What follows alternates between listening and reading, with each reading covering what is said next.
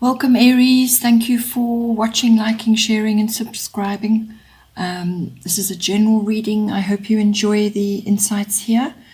It could be applying to somebody else that you're involved with currently, a close friend or somebody that's just close to you at this time. But please take what works for you. Otherwise, if you have strong influences in your birth chart associated with another sign, then please feel free to cross-watch to my other videos for further insights. I have shuffled and laid out the cards. I work with the 12 houses of the Zodiac. So as the cards appear in each house, then those are the influences that are coming to bear at this time. So in the first house, you have Pluto, transformation. So this is aspecting, this is highlighting quite transformational changes which you might be undergoing at this time. So now the first house deals with the physical body, your appearance, the self, and how you appear to others, how they are viewing you. It's also your personality and your characteristics, your observable characteristics. It's your physical body. It's also your self-oriented interests. So that can be your workout regime or your, how you go about your daily life, how you project yourself, your attitudes, and so on. So it's everything that you're pushing out and what other people can see. So now with Pluto transformation going on, this is indicating a number of things, but it can be a form of renewal, regeneration, feeling powerful. It also deals with healing as well, but it's transformative. So however you have been in the past, whether you've been grappling with something and now you're finding your way forward and you're actually transforming that, if it could have been a physical issue or a deep emotional issue, or it's just how you are projecting yourself outwards in the world, you're changing that now. It's a very deep and powerful aspect to be having. It can also make you appear quite sexy or just make you feel sexy.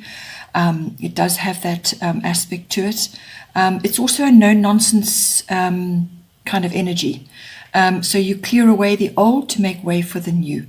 So this is clearing out perhaps old ways of doing things, the old ways of your personality, aspects of your personality, how you've made your way through the world previously. You're going to be changing that. Some of it may be forced on you. In other words, you may be forced to do that because you are simply not making the changes required. So there could be some sort of surprise upheaval which then sort of propels you forward to make these necessary changes. But it is life changes. It's also the unseen coming to light. So whether this is in the physical body and something now rises to the surface, or it could just be some aspect of yourself that you weren't aware of, or people are just viewing you differently now. You might be coming across as very influential and powerful, or you could also be coming across as a little bit ruthless. So this aspect also brings in the need to trim and monitor your spending. So how you are when you're out with others, or how you are being seen by others. You may just need to be a little bit austere with that, just to keep a steady hand on things. So yeah, it's quite a powerful influence. The first house will also aspect your seventh house, which we get to later, because the seventh house deals with your relationships. So how you are in yourself and what you're projecting outwards is going to influence how others perceive you, especially in your close personal relationships. So perhaps the way you have been before, you're now changing that within your relationships. You're going to be coming across a little bit more differently. So it may be overcoming, perhaps you were shy before, now you're sort of coming out of your shell a bit. So there's lots of different ways that can come in. It can also come into your house of communication, in other words, how you are communicating with others. So it's a very powerful influence that you could have on others. It can also, as I said, also be ruthless. So just monitor that, harness the best aspects of it, transform what you need to, but don't come across as being manipulative or or just wielding way too much power and overpowering others with what it is you're trying to do. Then in the second house, we have the water element, which is sensing. So now the second house deals with everything to do with your money, your income. It's also the house of ownership. So this is your possessions, your what you own, your things, your material things. It's also your property, your land. And it's also the house of self-worth and your values. So now with the water element sensing in there, you need to follow your intuition and your instinct. So it's about gut feelings. So what you need to ask yourself, you need to check in with your feelings on a regular basis and say, well, how do I feel about this? How do I feel about my money coming in? How do I feel about my values and my self-worth? Am I actually honoring that? And so on. So it really is about getting in touch with your deep feelings. It's also about going with the flow. So you may want to aim for certain things, but you just got to go with the flow at the moment. You will need to spend possibly some time in quiet contemplation. You may also feel at this time that when it comes to those areas of your life, you may just feel a little bit adrift, a little bit alone, like you're just heading off in a direction. You're not really sure 100% where you're going. And that's where your faith comes in, your sense of faith. So faith that you are going to be moving in the right direction and that you just got to go with the flow for now. You could also be in a pause period where you've got to sort of, it's in preparation for something. So just if you're in that situation, then just gather your resources in preparation. And if obstacles do come up, just flow around them. Don't challenge at this time. It's also an indication of not giving up on your goals and what it is you want to do. Just go with it for now and contemplate your movement, but just go with the path of least resistance. It also may indicate a time of to rest and withdraw and just assess, contemplate, really tap into your feelings and actually make any decisions you need to make it with intuition and instinct. Then in the third house, we have Chiron, which is healing. The third house is everything to do with communication, all forms of communication, whether it's verbal or written, or it could even be body language, how you're coming across again. So if you've got Pluto transformation in your first house, this is going to affect your communication house, as I said. So the third house also deals with, your relatives, so your siblings, your interaction with them, your aunts and uncles and your cousins. So it's your greater family circle. It's also obviously connections with others. So this could even be via social networks and things. It could also be part of your job, how you communicate, all of that. But this is, when you've got Chiron in there, Chiron is the wounded healer. So through very difficult, painful periods, clarity and understanding can be found. So what I feel for this is actually that you need to harness your empathy, your kindness, and you need to apply deep listening to others. Because when you do that, then you can formulate your reply. This house also deals with learning as well. So you could be learning about natural therapies or just understanding natural therapies, the healing arts. It's also publishing and writing comes in here. Astrology comes in here as well, medicine, and also quantum physics, if that is something that interests you. So it's also about taking what you understand and applying it. So it's almost like transforming how you are in the world, how you are communicating with others. It's also about sharing your experiences. So possibly you have been through certain things and now you can share that with others. So it's sharing, whether it's verbal or written, with others. It's also about rising from sort of difficulties that were quite transformative. So you may have had experiences in the past where you really had to overcome or just learn new ways of making yourself understood, your self-expression. So it comes out about that, with that as well. It's also about, as I said, sharing your personal journey. So that may be applicable for you at this time. The third house covers also short trips. So it's going to be beneficial for you to do little trips into nature, because Chiron is all about that, natural things. So it's short trips to places which are healing for you. So whether that's, into the mountains or just back to nature in some way, shape or form. It could be the local forest, walking and riding in the forest, or just taking weekends away where you go to just enjoy the peaceful environment, and where you actually feel rejuvenated. So it's about that as well. Then in the fourth house, this is the house of home. So now with Aquarius, I know coming up in there, possibly, I feel that there are, well, the number 23 also indicates change, but it's also about the actual fourth house deals with your physical home, your actual home, the actual structure, but also your home life. It could even cover what's going on in your home. And it's also the your ethnic identity, your roots, your foundation, what you rose from. It covers all of that.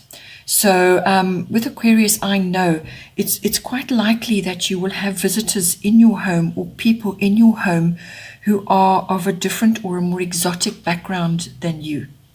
So it's exposure to that, and it's a learning experience as well.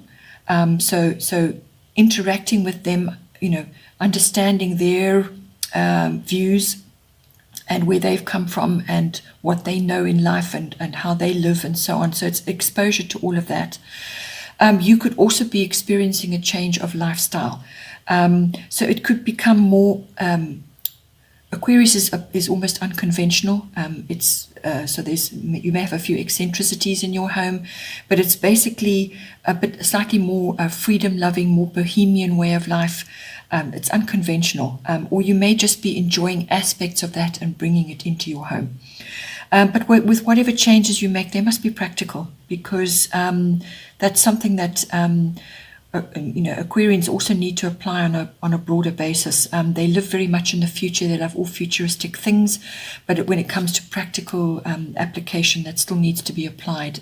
They're very rational, so it's a case of taking the changes that you want to make, or whatever influences are currently in your home, and interacting with them in a practical way.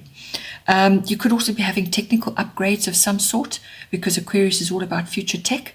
So you could be, it could be some upgrade that you're experiencing in your home, whether it's a new alarm system or some kind of smart TV, or it could just be some other aspect that you're bringing into your home life. Or you could just be meeting and bringing them into your home, people that are more technically advanced than you. They're sort of almost cutting edge. They understand technical applications. You could also be experiencing support from your friends and family and alliances at this time in your home. So possibly there could be something that you want to initiate, and you're going to get support in some way, shape or form. You could also be trying something new. You may be meeting quite artistic people. That's the other side of Aquarius as well. But friendships are important, so you may just be entertaining or having visitors of some sort. But there is either a change of lifestyle, or it's people coming into your home which are going to influence you in some form. Then in the fifth house, you have Grand Trine Blessings. Wonderful card to be having in the fifth house. Your fifth house is everything to do with your children, if you have children or children that you are associated with. It's also the house of creativity, and it's also the house of love affairs and recreational activities of all kinds. So that's having fun, sports, any kind of recreational fun activity. It's where you go to rejuvenate and to exercise other parts of your life apart from career and so on. This is about recreation, actually, taking a break. So now, with the Grand Trine blessings are coming up there for you, very beneficial card. It indicates luck. It indicates wholeness and completion and harmony. So this could be what you're experiencing with your children. You could either be experiencing it and it is spilling over into your children are witnessing that in you, or you are witnessing it in your children, or it could be both. So it's a kind of a harmony, easy flow. You've got to still keep your hand on the wheel. You've still got to work at whatever's going on. You can't just abandon sort of goals and ambitions that you've got, or I'm thinking from a creative point of view, because this house covers your creativity as well. So you can expect flow, and you can expect abundance, and you can expect expansion, but you still need to keep your hand on the wheel. You still need to steer your ship towards your goals. But it's also about timing. This card is about right place, right time. So either, as I said, you or your children. It could be a creative project that you're trying to get off the ground, if it's to do with a love affair, you could be either meeting somebody or in a love affair with somebody who's very supportive. It's a very supportive partner that assists in your success. So very positive card, very positive influence. If the love affair has potential for long term, if you are both going to nurture the connection, because this is it's a flow. So it's about nurturing, and it's about being grateful and bringing out the best in your connection. So it has long term potential if you're both applying equal effort and want the same sort of outcome, which is contentment and blessings. So that is available for you in any case, in any one of those areas. It's also, as I said, contentment, having fun, but just don't sort of slip into escapism or sort of get carried away. As I said, keep your hand on the steering as well, but really you can expect to feel quite harmonious in those areas of your life and to have good flow. Perhaps aspects that were blocked before will now clear away, and now you get the blessings coming in. Then another very supportive card. This is in your 6th house, which is your house of workplace, your work colleagues. It's also the house of health and diet, and it's the house of pets. So something with a return, it indicates that something is returning to you. So now Jupiter takes about 12 years to go right around the zodiac. So it could be something from a decade or so ago. And it's returning to you now with benefits. So this could be something that you worked on, sort of over that period of time, something that you worked on, or something that you planted, some sort of seed that you planted, or perhaps something that you were involved in, it didn't really work or didn't take off as anticipated, or it's a plan that you forgot about, or it's something that has sort of been put on the back burner and kind of almost overlooked. Well, it comes back now and it bears fruit. It brings you benefits from that period. Something comes back to you from there. It's also just good luck as well. It's the green light. It's your path being cleared for you. You can expect prosperity in some way, shape, or form. It usually brings that in, but it's also just abundance in all kinds, which can be abundance of work, abundance of happy work colleagues. It could be an abundant workplace. There's lots of ways it can come in. But it's also, as I said, about fruition from past efforts. So old plans and ideas may also resurface. And when they resurface, they come to create change and progress for you. You will have to grab it quick, though, because it's a quick thing. It comes up. It won't be around it's not a long-term benefit. You've got to grab it quick, explore it, and harness those benefits as quickly as you can. To claim it as well, but explore all the possibilities and see how it can come back into your life. It's also, as I said, blessings. Try not to, with this coming in, try not to become overconfident or get carried away, because that Jupiter can bring that aspect in. When it comes to health and diet, really it's a blessing. So you may find resolution with something. Something that you've grappled with before, or it's a kind of a benefit coming in for you. You may get help from somebody. Somebody comes along and solves an issue for you. It could also be that the flip side of that, because of the benefits that you're enjoying and you're having such a good time, that you could also be indulging in too many sugary foods and things like that, and there's weight gain possibility there as well, because Jupiter is the biggest planet. It's big, and it brings in benefits. But the flip side of that is too much of a good thing, if you know what I mean. Okay, so then in the 7th house we have Moon Soul. So your 7th house deals with everything to do with your relationships. So this is close personal one-on-one relationships. It's also business partnerships. It's a broad spectrum, but it's really your close one-on-one relationships, however that is for you. It's about your emotional response, and it covers deep emotion as well. So now with Pluto coming up in your 1st house, as I said, how you are going to be changing the way you connect, how you project yourself into others, it's going to impact directly on your relationships. So this is about almost shyness, and it's kind of being a little bit insecure, shy, quiet, and it may be that you're being asked to change that now, to bring in a much more expansive way of dealing with things, opening up, accessing your personal power as well within your relationship. It's indicated by your emotional response, but it's a very deep feeling response that is required from you. You could also just be experiencing this from your partner, or whether it's a business or your love partner, or one of your other close personal relationships.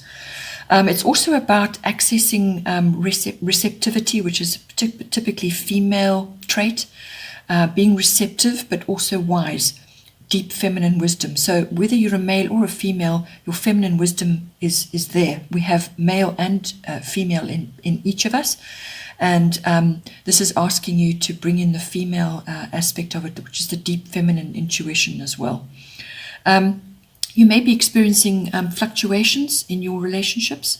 So you've just got to go with the cycles with this. Follow the cycles of the ups and the downs, or however it's going, because there is an aspect to this where your path may not be clear with this person or in this relationship. It might not be clear. Things are not what they seem. So some aspects are not known to you. And that may not necessarily be a bad thing. It may just be that the time is not right for those aspects to come out or to be seen clearly. So it's about accessing your deep intuition and just going with the cycles as well. But if you feel something is off, then by all means address it. But just bear in mind that some things may be not as clear as you had hoped or what you want. But there may be reasons for that. It also covers the feminine mysteries. It covers birth, the moon card. It could just be the birth of something new within your relationship. There can be many ways it can come about. This card also covers who we are in secret.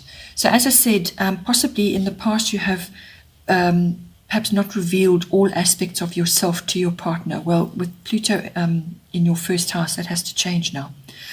So however you have been operating before is now requiring much more openness and sensitivity, but also just accessing your deep emotions.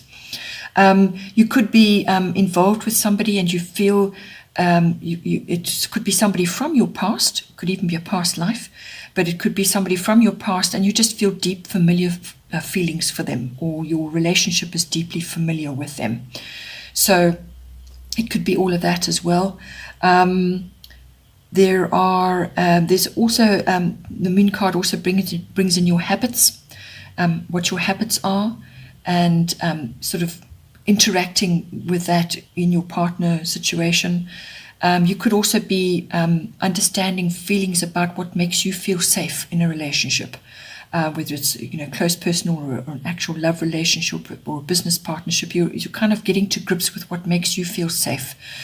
The only other thing with the moon is not to attach to that person or relationship. It's about harnessing your wisdom and not overly attaching and becoming sort of almost like clingy. The moon can bring that in as well. Then in the 8th house we have Saturn, Truth.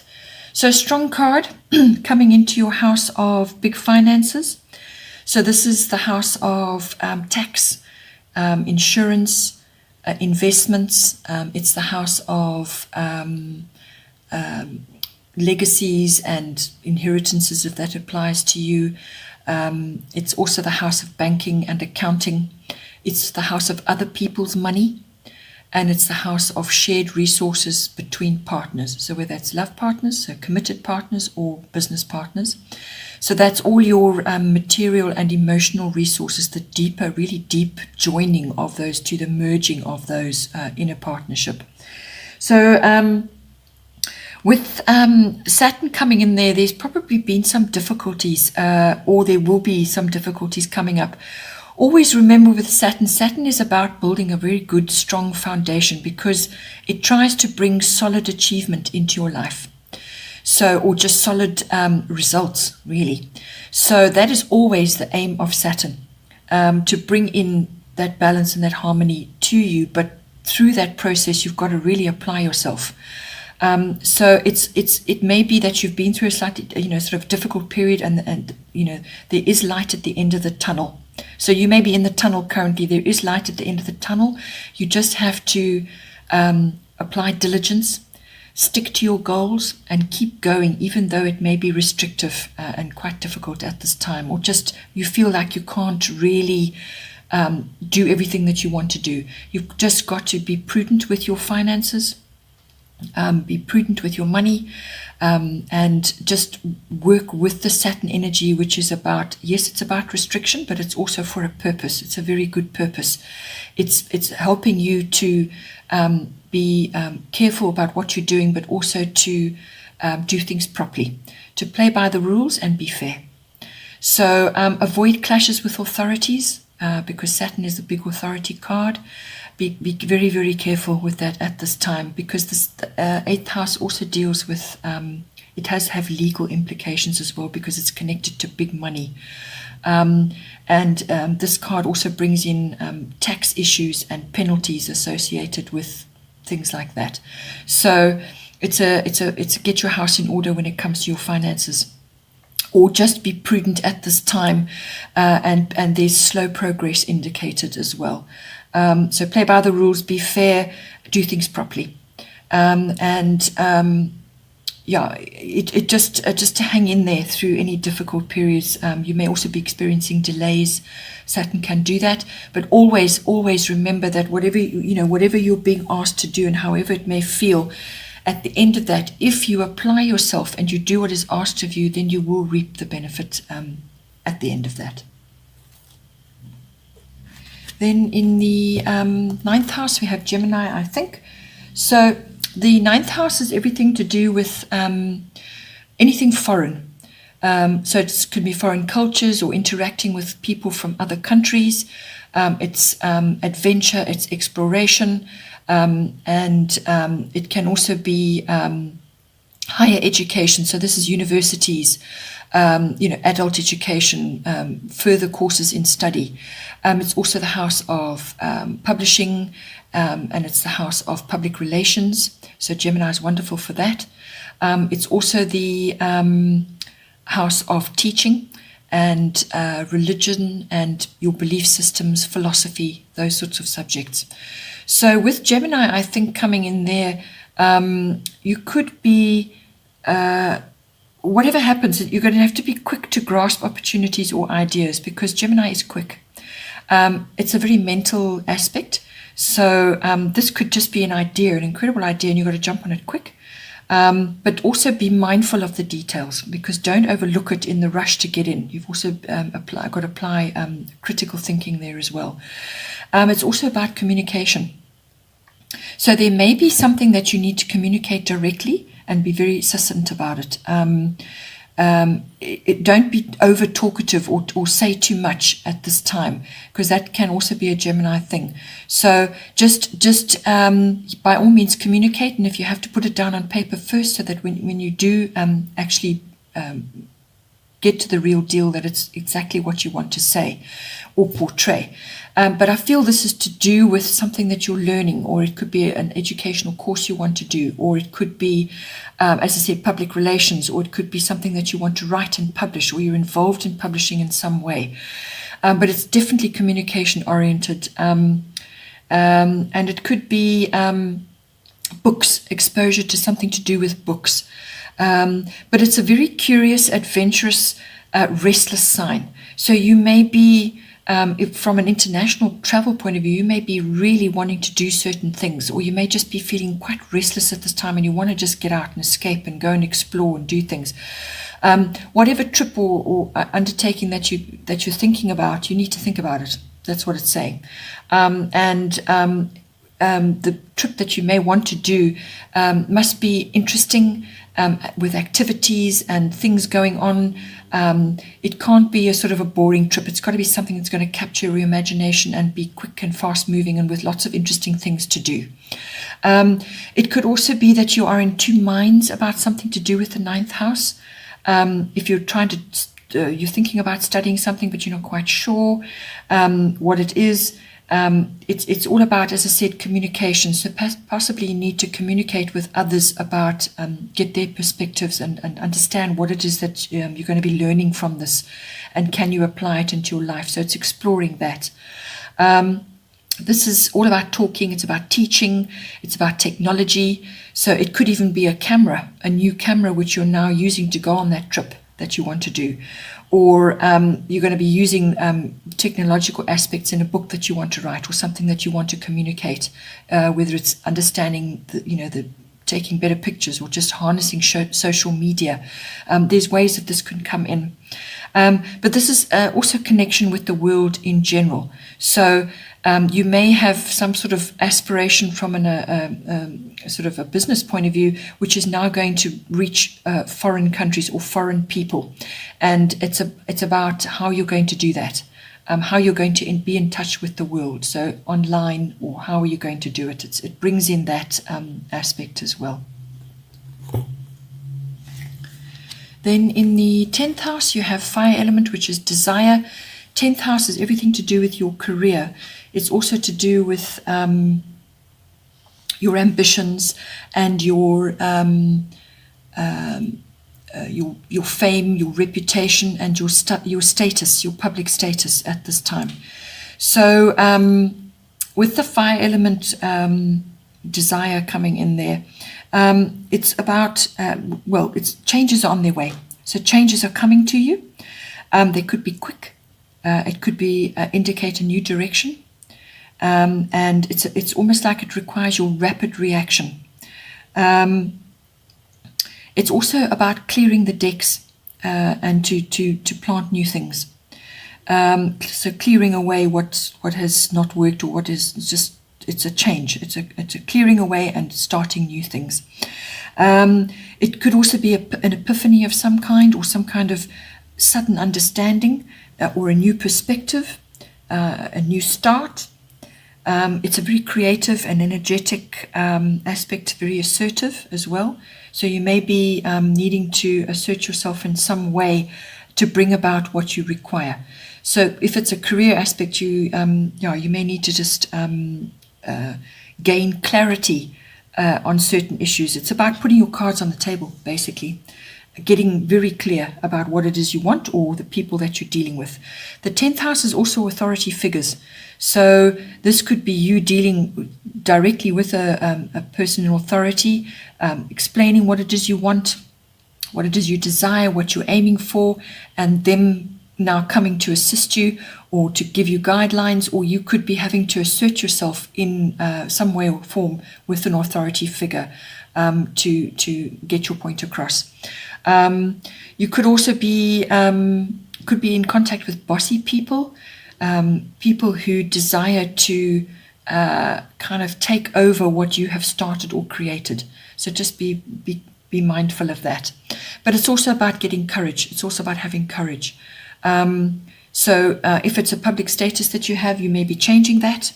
So you could be going from an employee to an employer, or you could be going from married to not married, or you could be going from single to married. It's about your public status if career is not an aspect for you at this time. So there's some kind of change on its way to you at this time.